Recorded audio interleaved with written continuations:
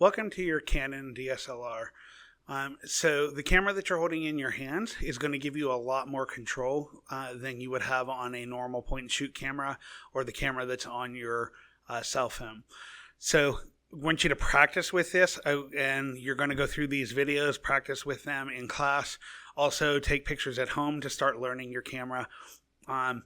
And in this video, we're going to review basic switches and buttons and settings that you need to know to take your first pictures with your camera for class.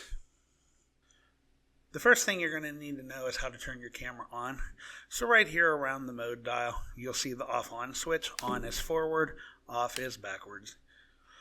The shutter release button is way up here on the front of the left side of the camera. It's that black button there. And to take the picture, you'll push the whole way down to take the picture. If you push the button halfway down, it will refocus. Or it'll focus for the first time, press it down, like let go and press down again, it'll refocus.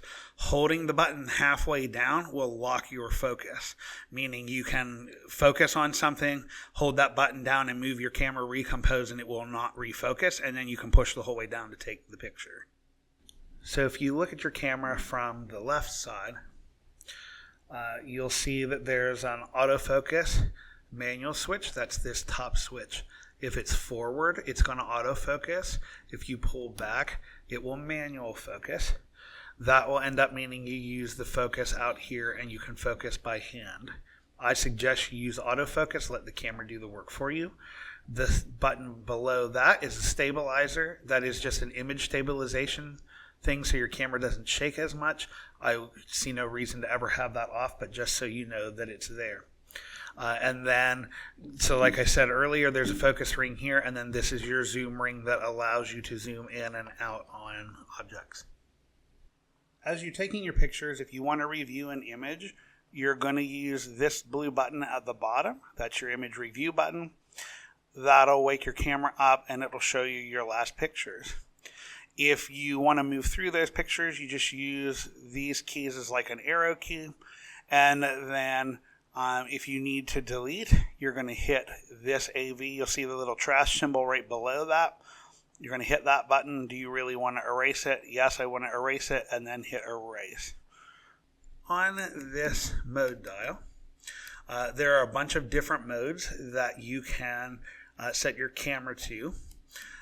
So the first one we're going to look at, as you're beginning with these cameras, this little white line lines up and tells you which mode you're in. So right now I have it on that green A with the plus. That's the automatic mode. That's fully automatic. This will allow you to take your pictures. The camera's going to do everything for you. So the only drawback to that is if we're using that, it'll throw the flash if the lighting is too dark, and we don't want it to do that. So in your case, you're going to want to use the flash disable. It's the next icon down there, and it's like the flash symbol, like the lightning bolt with a X through it. And that simply means it's on full automatic, but it's going to not use the flash. If you're using that mode and the lighting is too low, it won't let you actually take the picture. So you would need more light. We do not want to be using the flash for any assignment in this class, unless you're using a special standalone flash, which we can talk about in class.